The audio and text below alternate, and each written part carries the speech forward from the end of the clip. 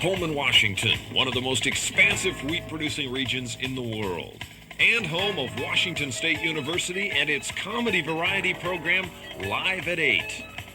They said they wouldn't make it past 6 shows. By all accounts, the show was supposed to be a flash in the pan.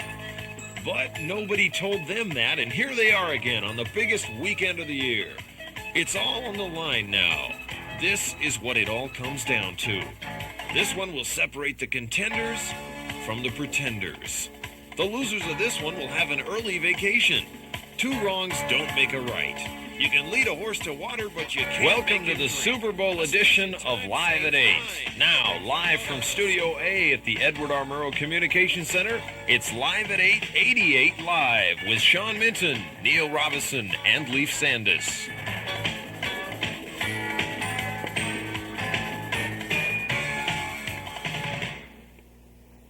Good evening, everyone. I'm Sean Minton, and welcome to Live at 8, 88 Live.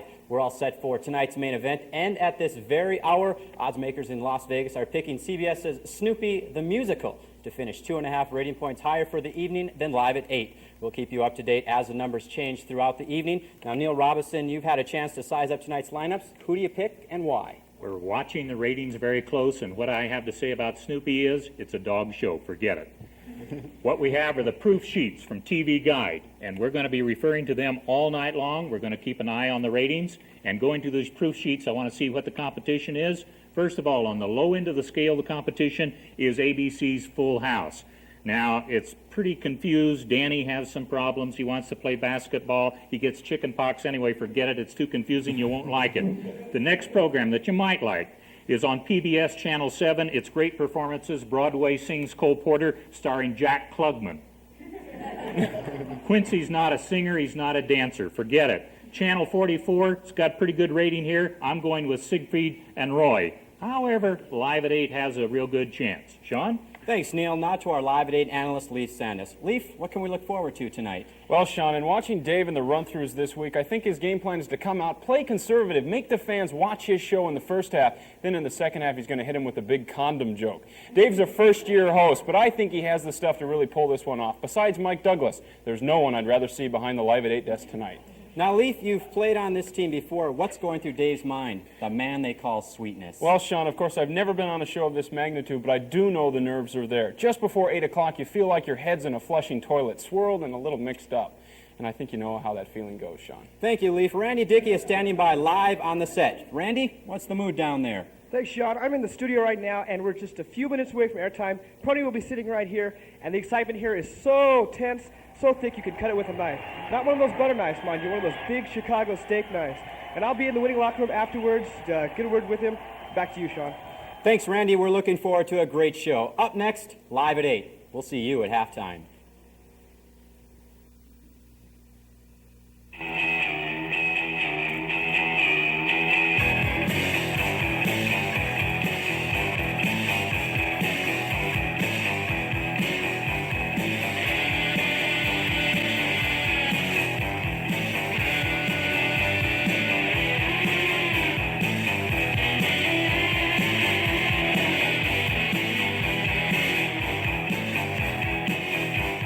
Productions presents the Super Bowl edition of Live at 8. Tonight, Dave's guest is comedian Mark Bushnell. Now, from Murrow Studio A, a 6'2" senior weighing 172 pounds with his clothes on, from Paulsbo, Washington, Pac-10 MC of the Week, Dave Brady.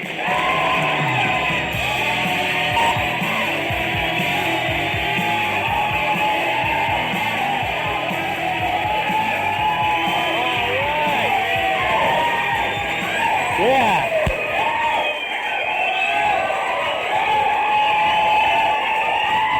Okay. All right. Let's do some TV Super Bowl style. Welcome to WSU. Welcome to Live at 8. We're going to have a fantastic time tonight, folks. I'm not kidding. This is going to be quite a show. We have Casey Dolman.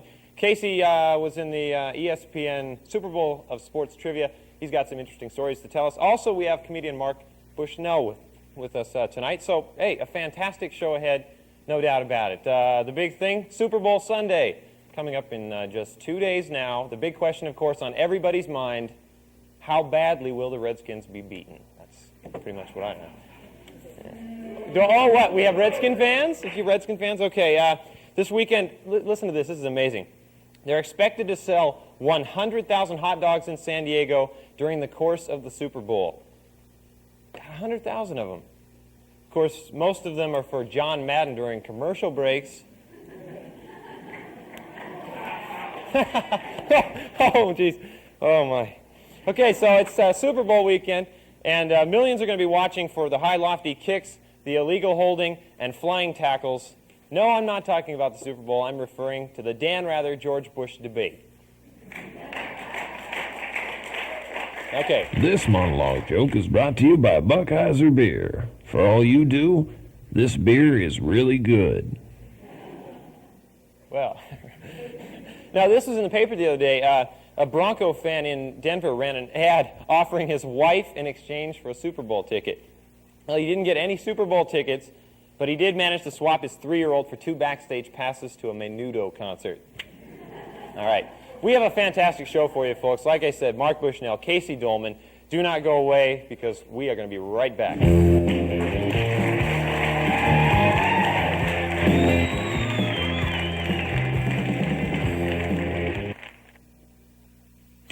The good times and Buckheiser Beer. Hey, guys, remember that time we hoisted the piano up the side of the apartment complex for Old Man Johnson? Oh, and we dropped it on him. Oh, yeah. He must have splattered for miles. Yeah, just like in grade school when we take those cafeteria mustard packets and stick them under bus tires. You know that draft beer we stole out of the back of his pickup sure hit the spot. Just like the piano. Buckheiser Beer. For all you do, this beer is really good. Hey, my Uncle Charlie has a refrigerator he wants moved into his penthouse. All right. Sounds good to me. Buckheiser Brewing Company, Wenatchee, Washington. This week, we'll visit a newcomer from the far side of Preciostown. We'll get a kick from a devilishly talented Aussie band and experience deja vu from a group that's gone but not forgotten. Plus, a visit with Belouis Sum.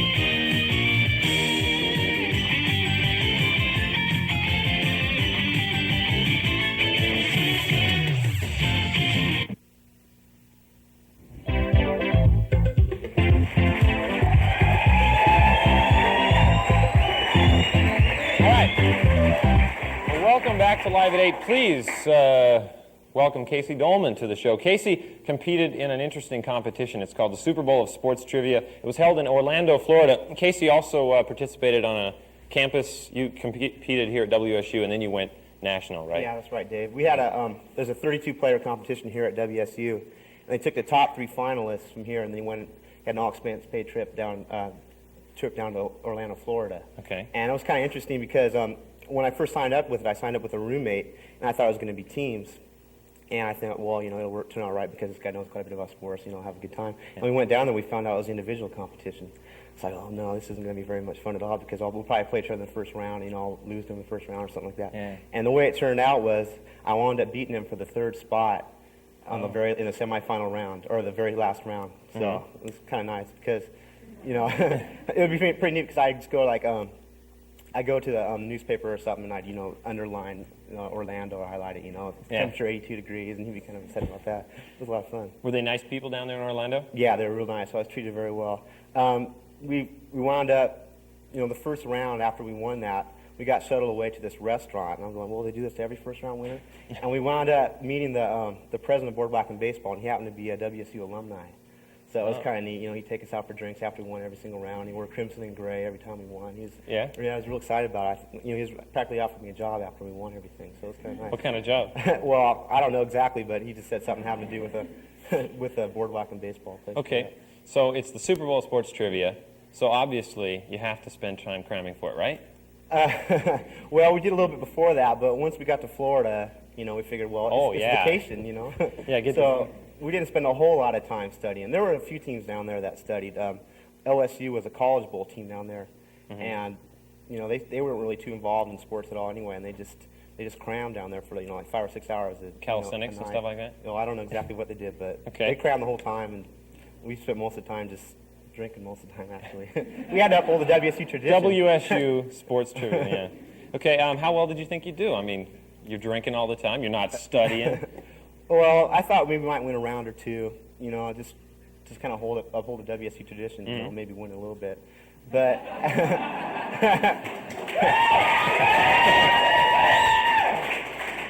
but after we won the first 3 rounds, you know, he started winning money after every round. We're going, boy, we better take this a little more seriously, you know. Okay. And you know, after the 4th or 5th, you know, the 4th round, we got real serious about it. And Okay. we wanted to win it all. So it's like a cakewalk, you just go through it, or was there No, it was pretty tough, actually. The 3rd round, we took on Florida State, and there was a speed round at the very end of the game. You know, that pretty much makes or breaks you how well you do in the speed round. And we were down by 40 rounds going to the speed round. Wow. And then we were tied with them. We didn't really know it because there was a scoreboard. The scoreboard was kind of hidden from us. But we were tied with them, and there was like 3 seconds left. And a guy on our team hits the buzzer after Chris Berman asked the question. The question was, what traditional beverage is drank after the Indianapolis 500 victory? Uh-huh. We go, oh no, he's going to say champagne and we're going to lose. Yeah. And he goes, milk. And Chris Berman goes, with that 10 points, WSU goes on to the semifinals and win the whole Wow. thing. That was great. After that, it was pretty much, we beat Louisville by about 60 points in the semifinal round, and we beat Temple in the final by about 100. Jeez. So it was pretty fun. Chris Berman, was he a nice guy? Yeah, he was a great guy. Really? Yeah, he was just like, he made you feel real comfortable and relaxed. You know, he Kind of like me. Yeah, just like that. So I'd throw that in. Yeah, he was a real nice guy. He took us a few times. He gave us rides back to the apartment or back to our hotel room, and you know, he had a few drinks of champagne with us after we won the whole thing. He was a real personable guy. All right. Well, congratulations, Casey, and thank you for representing Thank us you. so well. All right, we will be back with more Live at 8. Comedian Mark Bushnell and all kinds of other good stuff. Don't go away. Live at 8 shortly.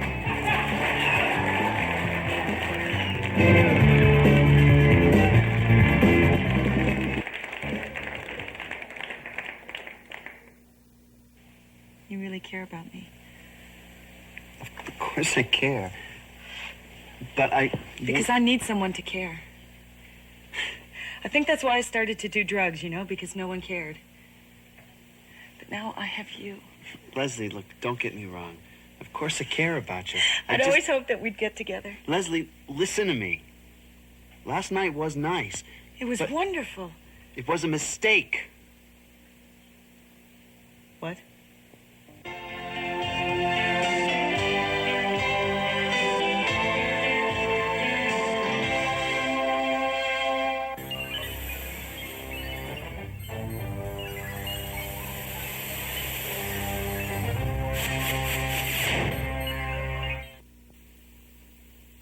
This is WSU's Cable 8 service, the University Station.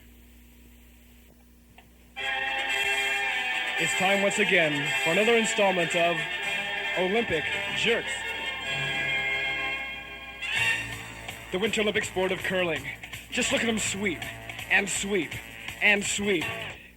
What a stupid sport! While participating in the sport of curling, these men are true Olympic jerks.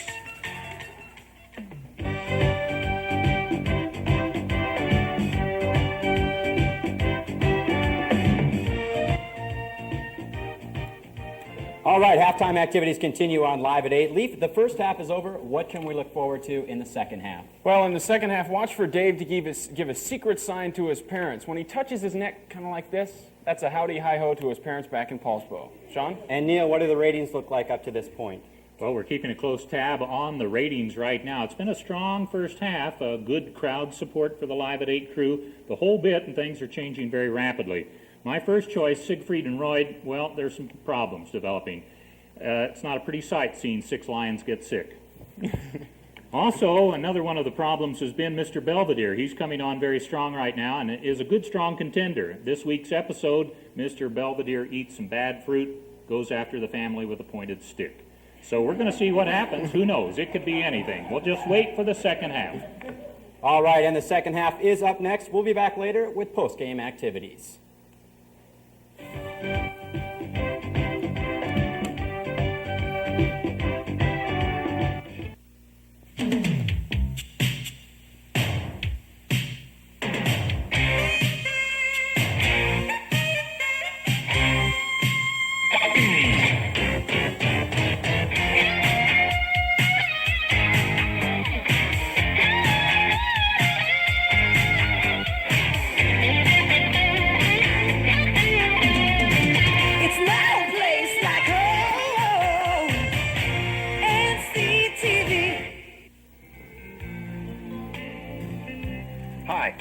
I'm Dave Prunty, host of Live at 8. You know, each year, over 14,000 children in this country are born without a funny bone. But thanks to you, their laughless days may soon be over. Divided Way volunteers all across the country are working together to help the humorless. You know, for just 22 cents a day, that's the cost of a cup of coffee, you could give a stoic, somber child a rubber chicken.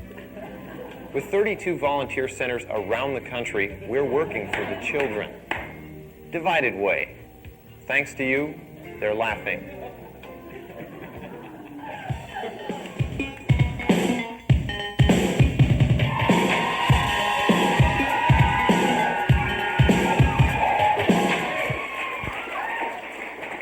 Well, hello and welcome back to Live at 8. Our next guest is Mark Bushnell. Mark is a graduate student from Spokane. He participated in the U.S. Collegiate Comedy Competition and did fantastic last week at the Cub Comedy Competition. Please give him a warm Live at 8 welcome. Mark. Hey. Hey, how's everybody doing, huh? We're doing okay? I tell you, it's great to be back in Pullman. You know, I've been in the Washington, D.C. area for the last 6 or 7 months. I was on an internship back there, and it's great to be in Pullman, you know. I find that I like Pullman so much, you know. I mean, the favorite thing of mine is to drive my car in the city here, you know. I just love it. I mean, there's just something about driving around in a city where the little things like crosswalks and red lights and white lines are just merely a suggestion, you know. I mean, we got some crazy drivers here, you know, especially all these foreign students. These guys crack me up, and the Japanese people are the worst of all, because when a Japanese person gets in his car, he always does 2 things. He turns on his engine, and he turns on his blinker. And he never turns that sucker off, you know what I'm saying? I mean, they're just crazy people, but it's good to get back. You know, I got a chance to see my parents. Anybody get home to see their parents, you know, over Christmas and stuff, you know? Yeah, all right, yeah. Went home and saw my folks, you know. I mean, it was kind of fun. It was kind of different, you know, as if I don't get enough Racco and Yahtzee in my everyday life, you know? My parents are great, though. You know, I mean, my dad. I mean, I never really thought of my dad as weird, but when I was growing up, I always thought of Dad as having sort of an identity crisis, you know, because it seems like he was always walking around the house, turning off lights, saying, "What do you think I am, Thomas Edison?" You know, you get the phone bill, right? You look at this and he goes, "Geez, who do you think I am, Rockefeller?" You know. You see, that's my dad. See, I've always called my father Dad. You know, anybody out there call your father Dad? Huh? Let me call your father Dad? Huh? All right. Anybody out there call their father Pop? Huh? You know, I mean. It's kind of fun. He tries to lose some weight. You call him Diet Pop, you know. Or how about the old man? Anybody call your father the old man, you know? See, I was wondering, if you call your father the old man, then what do you call your grandfather? Prehistoric man, you know? Come on, honey, grab the kids. We're going to see the Neanderthal. Or did your parents ever used to get mad at you when you were young for coming home late at night? You know, my mom used to say, "Mark, don't you be home late tonight, because when you're gone, well, we just can't sleep." Yeah, right. Then you come home late, you forget your key. You're standing there knocking at the door for an hour and a half, right, you know? Dad finally comes walking down the stairs, rubbing his eyes, going, "Oh, son, it's you. We were just getting ready to call the police." Yeah, right, Dad. You know, when my dad used to get mad at me, his favorite line was, "You're skating on thin ice now, boy." I used to love that. You see, back east and up north here, you can say that stuff. It's cold. You got a lot of ice. You know, kids know what you're talking about. But down in California, they can't. There's no ice. They don't know what you're saying. I mean, I'd imagine fathers down there say something like, "You're surfing on dry land now, dude." Yet I still remember the first time that I saw my dad get in trouble from his dad. You see, Dad's always telling us this story about when he was a little kid. All he ever got for Christmas was one big lump of black coal, you know. I guess he was darn lucky just to get that, too. Well, Grandpa comes over one day and we tell him the story, and boy, did he get ticked. I mean, he takes Dad to the other room, and he just starts yelling at him. You know, he's going, "What are you doing telling these kids these stories anyway? Huh? Who the heck do you think you are?" We all shouted, "Thinks he's Thomas Edison." Well, the snow's all gone. You guys mad about that? Anybody like snow? You guys like snow, skiing? Yeah, okay. You see, I don't really like snow because snow makes people stupid.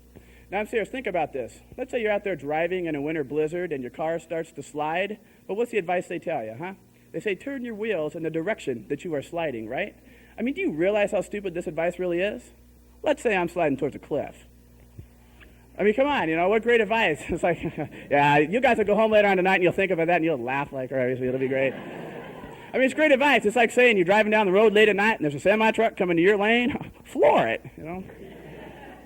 You know, but they say nowadays that flying is safer than driving. That's right. Don't drive, fly. I don't know about this advice either. All I know is when my car engine stalls, I don't drop 40,000 feet. And if there is a plane crash, what's the first thing they look for anyway, huh? They look for the little black box, right? The seemingly indestructible little black box. It's got like what, the flight recorder? Something like that in it? You know what I want to know? Why the heck don't they make the whole plane out of this stuff, huh? I mean, come on, I'm serious. When I'm up there flying, I want to be safe. I call up to make my reservations. They ask me where I want to sit. I tell them, in the little black box. The heck with the recorder, I'll sit there with a pad and pen, you know? I mean, this guy wants to be safe when I'm up in the air. Well, my mom's birthday's coming up in a couple weeks, and I don't know what we're going to do for her. Last year, we took her out to one of those big fancy restaurants on the west side of Seattle. I mean, you wouldn't believe the way these guys specialized. There were 17 waiters at every table. It was incredible. I mean, the coffee waiter gave us coffee. The butter waiter gave us butter. The milk waiter gave us milk. There was a head waiter at every table. You wouldn't believe the way these guys specialize. Well, I guess my time's getting close. I got to go. I just like to say thanks a lot. It was fun for me to be here. And for all the Catholic people in the audience, I'd like to leave you with just a little something to think about. Here's something you'd never hear in a parochial school. So, what are you going to wear tomorrow? Thanks a lot. Good night.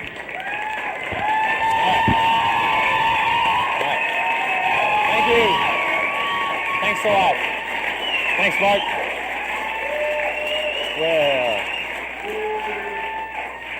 we have drawn near the end of another show. And I just want to say thanks for coming out. Everybody in the studio audience, thanks a lot. You guys have been great. And before we go, I got a little something I want to do since we do have so many people here. I'm kind of interested to know who wants the Broncos, who wants the Redskins. So I'll go ahead and say Broncos first, and we'll go with noise, okay? Bronco fans, make some noise.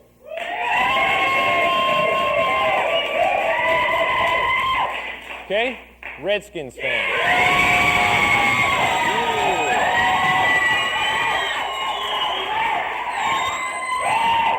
Yeah, they're an awful team, but they're a vocal bunch. Okay, we're wrapping it up. Thanks for joining us, and join us next week because we'll have more fun. See ya.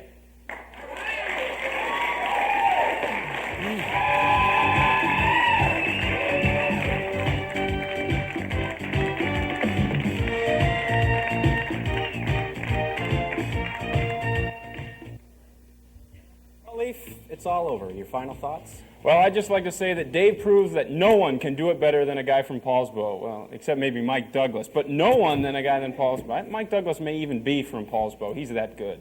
That's one of those eternal questions we may never know the answer to. Neil, the ratings are in. How did Live at 8 do? Well, the ratings are in. It was it was kind of a close fight, I guess. And talking about fights, you can't keep those cougs out of the bars and out of the fights, can you?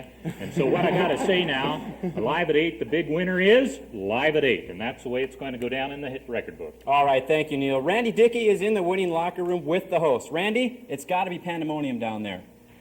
Randy, can you hear me? Randy? Randy? Thanks, guys. We're here. Pandemonium is an understatement here in the locker room of the winners. Right now, I've got with me Dave Prunty, Dave, the host. Had a good time this time. Good show. Good show. Dave, can I get a word with you, Dave? Dave, can I get a word with you, Dave? Dave. Okay, Dave. Why don't you tell us about, okay, this is your rookie season, the first year out here. What was it like? How was it? What was it? Oh, let me tell you. Firstly, every crew member, everybody on this entire crew, you guys were fantastic. I mean, this was a team effort, huh? Yeah. Mom, we're number one! Woo! Okay, so basically we worked hard all week, you know. I mean, in practice, there wasn't one person that goofed off once. I mean, we were really serious.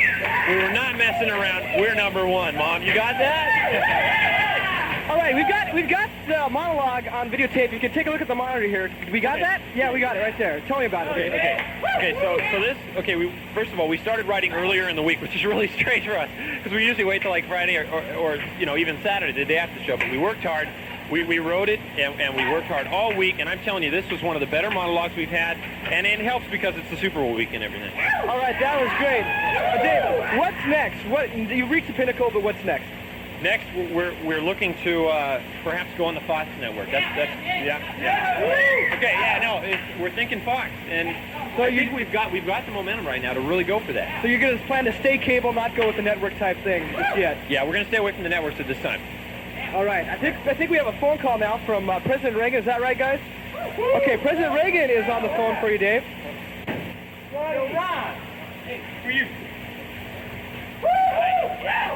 Hello, Dave. This is the president, Ronald Reagan. Well, it's really good to talk to you. Good show, Danny. Well, thank you, sir. Coming from you, that's really a great compliment. You know, Don, I really enjoy that Man on the Road segment. You know, that's one of my favorite segments, too. Well, give Chris Elliott my best. Yeah. Have a good show, John. All right. Well, hey, thank you. It's Thank you, kind of sir. like when I did that movie with the... All right, bye-bye. You know...